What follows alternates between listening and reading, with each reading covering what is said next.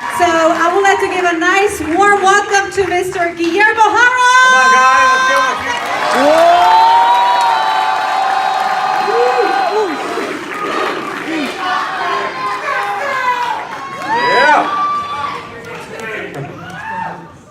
Come on, there we go. Buenas tardes. How many Latinos in the house? Let me see. All right. Well, this Latino right here was born on a dirt floor in Zacatecas, Mexico.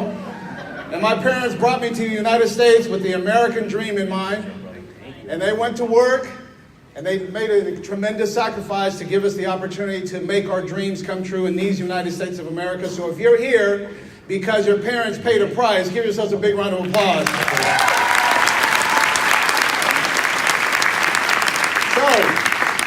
So honored to be here on stage in front of so many awesome people like you guys that paid a price to get in here. And then we have an incredible lineup of people that have already spoken. Sam Bakhtiar, good friend of mine, Tim Story, and then my mentor, Ed Milet. So you're going to hear him after me. So let me start with a couple of slides for you. Let me introduce myself formally. My name is Guillermo Haro. I'm a resident here of Glendora, California. I've lived there now for 11 years. Prior to living in Glendora, I had a one-bedroom condo in Pomona, right here. I call it Ghetto Pomona on on Town Avenue, cross street there with Arrow Highway, where the Paisa Walmart is at. So I was living there, and I got introduced to this business. I got introduced to the financial services business. They told me the financial services is incredibly lucrative. And I decided to follow someone who was headed to the top. So one of my messages to you is you got to find a mentor. You got to find someone who's headed where you want to go. And for me, that one phone call led me to a meeting where I went to one of these meetings.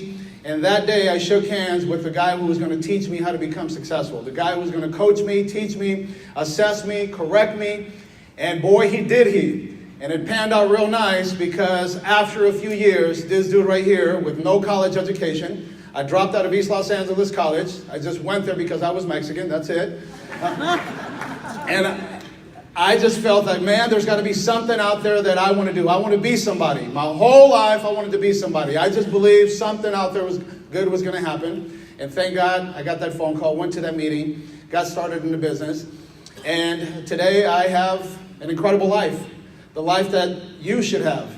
A life where it's completely fulfilled. I live life on my terms. I'm married to this beautiful one right here. Honey, can you stand up for a little bit? Look at this woman right here. I'm married to that beautiful woman right there, Angelica Haro.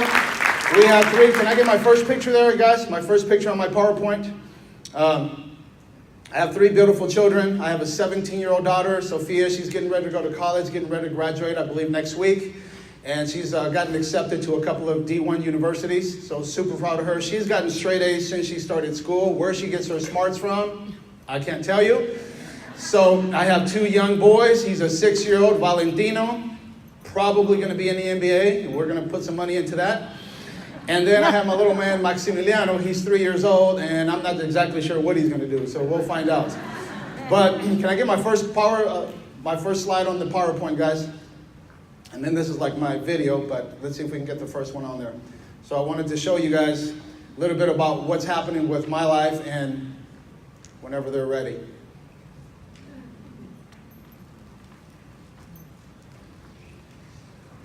Isn't this event awesome?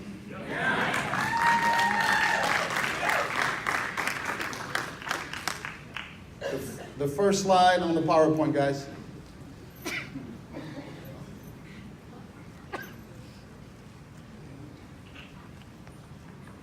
Getting better.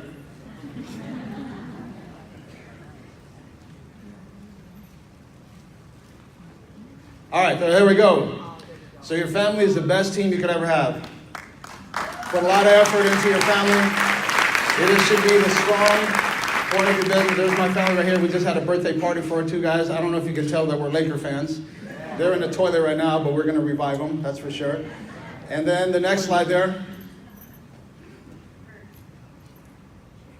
The next one. All right, here are the three topics I want to go over with you today. One is communication. I believe successful people are good communicators. They're great storytellers. Successful people make it a point to make sure that their speaking is part of their game.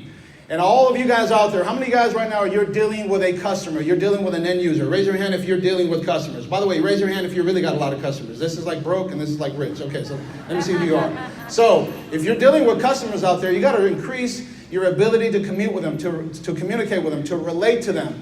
And communication is at the top of most people's challenges because we're not sort of taught how to do that. I also want to talk to you about the economics. The economics that you can control and the economics that are out there for you to deal with.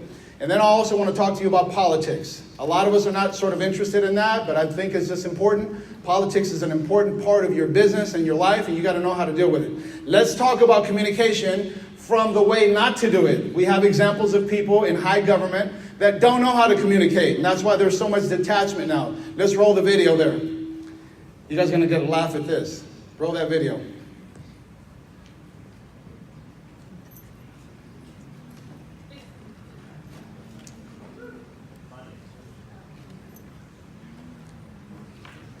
Anybody have a good joke? No video? Okay, they just told me no video, so let's move on. Thanks for the late notice, guys. Appreciate it. Okay. I don't do that. At least not now. Next one. Let's just continue. No video. Okay, so let's talk about a little bit about your personal... Video's rolling or what? Okay, so let's just go with this right here. I just recently came back from one of my investment forums out there. And do you know that America today is in a financial crisis? For many people out there, the economy is good. It says the economy is booming. The question is for who? And because we're entrepreneurs, that gives us the opportunity to do the things that are important to us. But I want you to see the statistics. These are your customers, my customers, anyone out there who's an end user. Says almost half of Americans today approaching retirement, they have nothing saved. I want you to picture about that. Almost half of the people you see, 1 out of every 2 people have zero saved for retirement. People are not fiscally sound. They're not saving any money. We're in the business of teaching people how to save money. Almost like sort of this topic that's forgotten by so many people out there. Next. Let's continue with a couple other statistics. Next.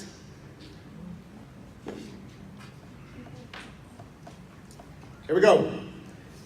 Can you come up with $1,000 cash if an emergency popped up? Many of you can, many of you can't, and many of your clients can't. So it's important that we understand where we stand. According to the Associated Press, this is a happening thing in America today. People don't save money. They spend money. They're foolish with money. They go to happy hour. They got a Starbucks habit. They buy bottled water. They got all the apps on their phone. They got a round of liquor at the bar. But they don't save any money. So this is sort of a wake-up call for all of us in here. You're an entrepreneur. You're supposed to be fiscally sound. That's one of the things that I learned in this business. They taught me how to save your money and be frugal and have delayed gratification. Sam talked about that. Hey, don't go get that car right now. You don't have to be in a hurry to spend your money. Learn how to make money and keep it. It's not what you make, it's what you keep. Next. More than 3/4, 78% of Americans live paycheck to paycheck. Many of us that are in the services business, we live commission to commission. So, it's a problem out there. How do you fix it? Well, I think we got to revisit our habits. Money is a habit. The right money habits will make you financially independent and rich, and the wrong money habits will take you to the poorhouse. And there's so many people that are looking rich, but living poorly. A lot of people trying to look rich, going poor. So, next one.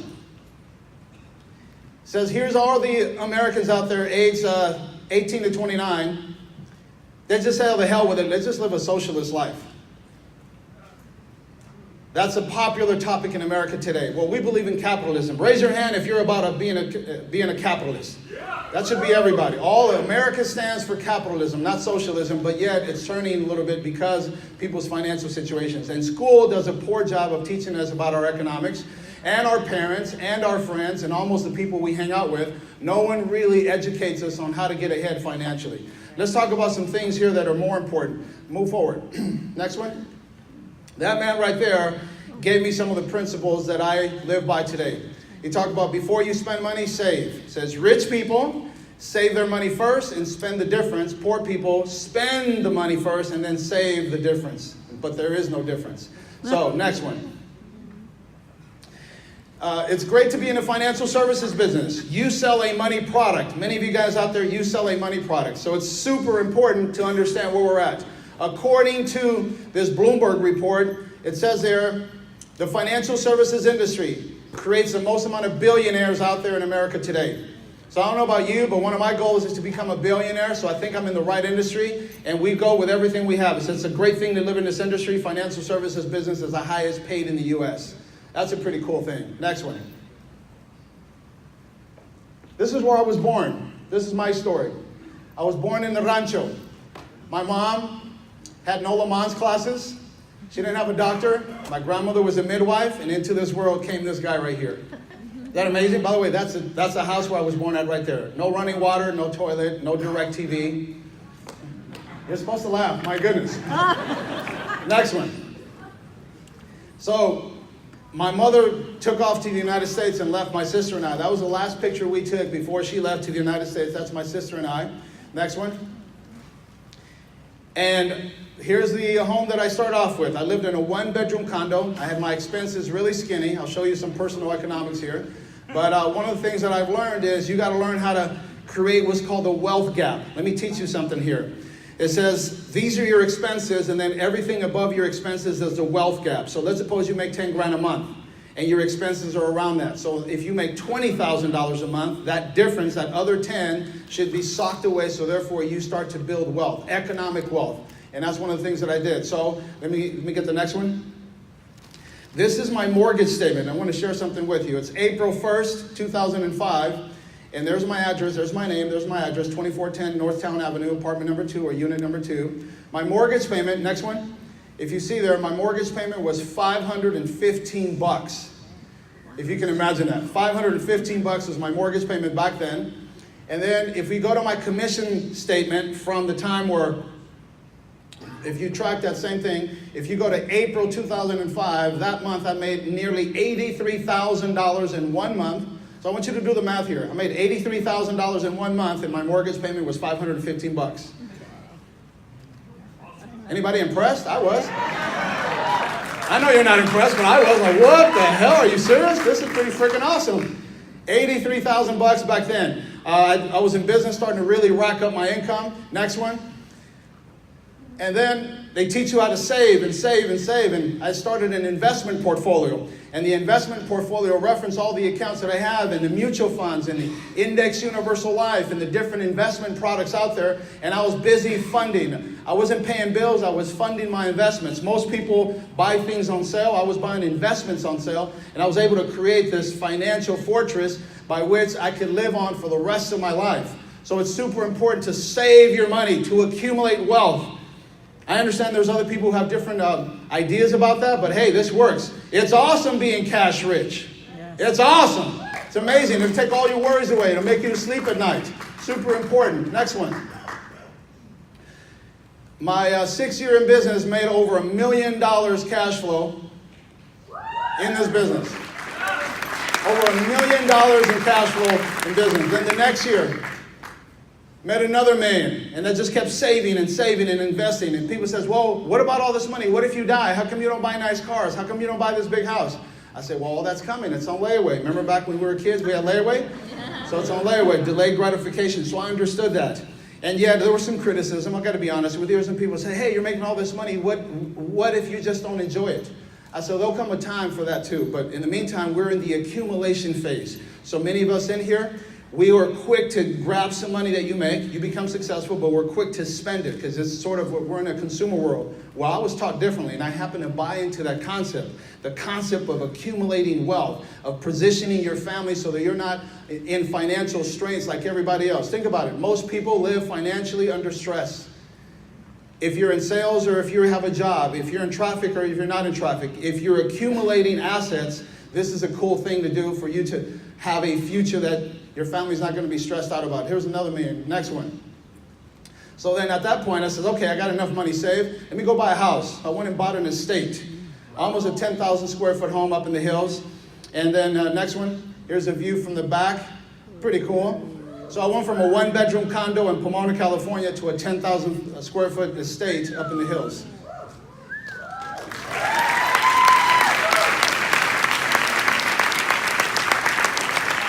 I'm not showing off. I'm just telling you what I did.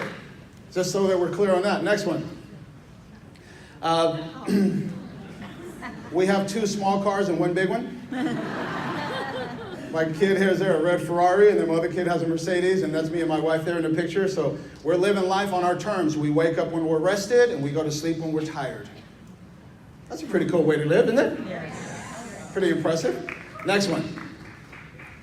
Success is never given. My parents didn't give me any money. I got no inheritance. I'm not a trust baby. We've earned every single dime we have. And you must earn it yourself too.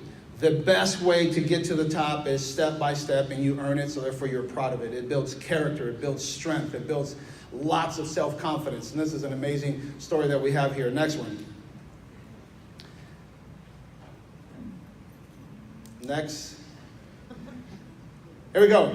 Take dead aim at what you want. Let me ask you all a question here. You're here at this event. You're improving your lives. What do you want? Walk out of here today and says, okay, I know what I want. Get really clear. Get crystal clear on what is it you want. Do you want financial independence? Do you want to know home? Do you want to get out of debt? What are your goals? What specifically do you want? So take dead aim at what you want. Commit to paying the price to get it. Prepare, focus, and launch. Ladies and gentlemen, thank you for your time. My name is Guillermo Haro. Follow me on Instagram. We'll see you guys all at TikTok. See ya.